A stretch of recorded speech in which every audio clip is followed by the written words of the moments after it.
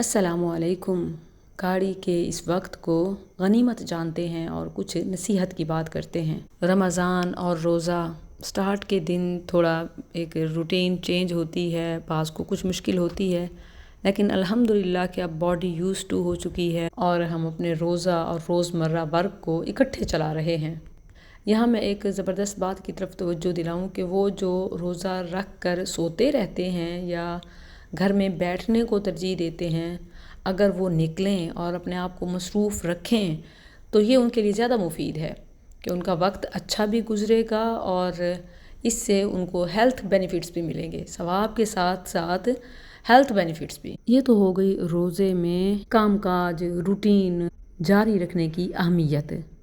اب ہم بات کرتے ہیں رمضان میں صدقہ کی، انفاق کی اہمیت و فضیلت۔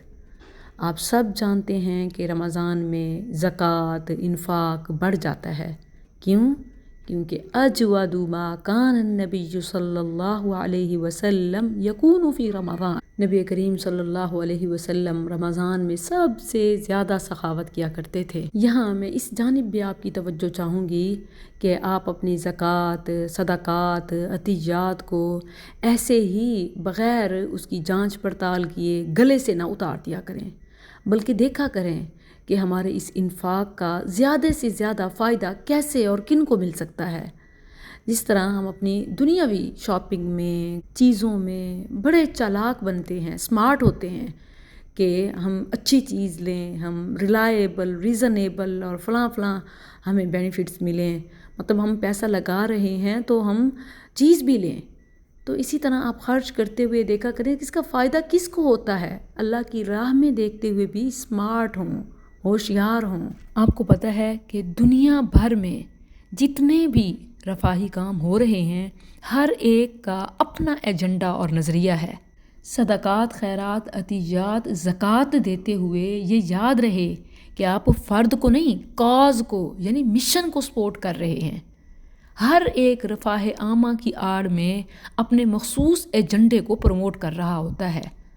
کیا آپ دیکھتے نہیں؟ کبھی ڈائلیسس سینٹر کے نام پر، کبھی سحر افطار پروگرام کے نام پر، کبھی ایجوکیشن کا لیبل لگا کے، کبھی رکشے تقسیم، تو کبھی موبائل بانٹتے ہوئے، میڈیا پر قبضہ کر کے ویوز لے کر لوگوں کی ایک مخصوص فرقے کی طرف، مخصوص نظریے کی طرف، ایک نظریاتی جنگ کی طرف ذہن سازی کی جا رہی ہوتی ہے۔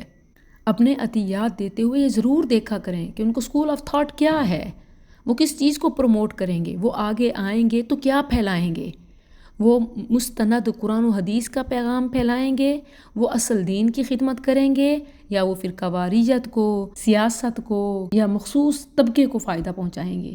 آپ دیکھیں کہ میرے اس مال کا فرد کو فائدہ ہوگا یا افراد کو، افراد سے بھی اجتماع کو، امت کو فائدہ ہونا چاہیے۔ اسی لیے میں کہتی ہوں کہ اس وقت نمبر 1 ایک ایسے انسٹیٹیوٹ کی تعمیر میں آپ کی شمولیت ہے، آپ کے صدقات، خیرات، عطیات، زکوٰۃ سے شرکت ہے کہ جو ابتدائی بنیادوں پہ ہے۔ ایجوکیشن کا حال آپ کے سامنے ہے، تعلیمی نظام کی خرابیاں ہمارے سامنے ہم بھگت رہے ہیں، کوئی ڈھکی چھپی نہیں ہے۔ ایک ایسا انسٹیٹیوٹ جو مدرسہ پلس ماڈرن ایجوکیشن دونوں کو کور کرتا ہو، جو فرقہ واریت سے ہٹ کر قرآن اور حدیث، پیور اوتھینٹک سنت کی بات کرتا ہو، جس میں انٹرنیشنل ایجوکیشن نیڈز کا بھی خیال رکھا گیا ہو، یہ ہماری اہمیت ہونا چاہیے۔ پھر سوال ہوتا ہے اچھا یہ تو مدرسہ ہے، یہ تو اور اچھی بات ہے کہ اس میں اسکول کی بھی تعلیم ہے، اس میں دنیاوی ضروریات اور ان کے تقاضوں کو بھی ملحوظ رکھا گیا ہے، تو سوال یہ آتا ہے کہ کیا اس پر زکوٰۃ ہے؟ جواب اس کا یہ ہے کہ اللہ تعالیٰ نے واضح طور پر مصارف زکوٰۃ بتائے ہیں۔ التوبہ آیت 60 میں للفقراء والمساکین۔ تو گرلز اسکلز فاؤنڈیشن اس لحاظ سے بھی آپ کی زکوٰۃ کا اول حقدار ہے کہ اس کا فائدہ فرد کو نہیں، امت کو ہے، کچھ کو نہیں، سب کو ہے۔ اس میں فقراء مساکین کے لیے free education, free residence, free health اور دیگر فیسلٹیز ہیں، تو یہ آپ کی زکوٰۃ کا اول حقدار ہے۔ اور پھر مصارف زکوٰۃ میں ایک فی سبیل اللہ ہے، تو یہ فی سبیل اللہ میں سر فہرست ہے۔ اس وقت تلوار کے بعد اگر کوئی کام امت کی خدمت ہے تو وہ قلم اور میڈیا ہے۔ گرلز اسکلز فاؤنڈیشن میں باقاعدہ میڈیا سیل بھی رکھا گیا. اس کے ذریعے سے نہ صرف آن لائن ایجوکیشن بلکہ ارننگ اور IT کی دیگر اپرچونیٹیز بھی ہوں گی. اسی لیے اس کا نام ہی سکلز رکھا گیا. اس میں سہولیات فقراء، مساکین، مسافر بچیوں کے لیے، معلمات کے لیے فری ہوں گی. تو یہ آپ کی زکوٰۃ کا اول مصرف ہے. مصارف زکوٰۃ میں مینشن ہے للفقراء والمساکین، اور اسی طرح مسافروں کا آیا ہے وابن السبیل، چونکہ ریزیڈینشیل انسٹیٹیوٹ ہے تو اس میں بھی فال کرتا ہے. اسی طرح یہ فی سبیل اللہ میں شامل ہے. تو یہ زکوٰۃ کا اول مصرف ہے جو امت کو ضرورت ہے، جس کا فائدہ فرد کو نہیں افراد کو ہے، اور اس سے بڑھ کے امت کو ہے. تو جتنے بھی رفاہی کام ہو رہے ہیں ان میں یہ ضرور دیکھا کریں آپ کس اسکول آف تھاٹ کو پروموٹ کر رہے ہیں، آپ کس طبقے کو آگے لے کے آ رہے ہیں، کس کو سپورٹ کر رہے ہیں. آپ کا صدقہ جسٹ زکوٰۃ کی ادائیگی اور انفاق فی سبیل اللہ نہیں ہونا چاہیے، بلکہ اعلاء کلمت اللہ میں شامل ہونا چاہیے. اس وقت ضرورت ہے، ایک حق اور باطل کی مارکہ آرائی ہے. آپ کا پیسہ کس کو سپورٹ کر رہا ہے؟ سب سے پہلے تو یہ چیک کیا کریں کہ ان کا اسکول آف تھاٹ کیا ہے، وہ کس مقصد کے لیے استعمال کر رہے ہیں.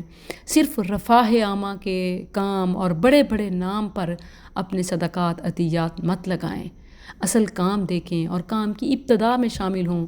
بڑے بڑے مشہور نامی گرامی ادارے ہیں جن کو سب سپورٹ کرتے ہیں، وہ جو بگننگ میں ہیں، وہ جو ابتدا میں ہیں، ان کو سپورٹ کرنا سبقت لے جانا ہے. اصلاح امت کے لیے، بہتری کے لیے ایک اور دروازہ کھولنا ہے.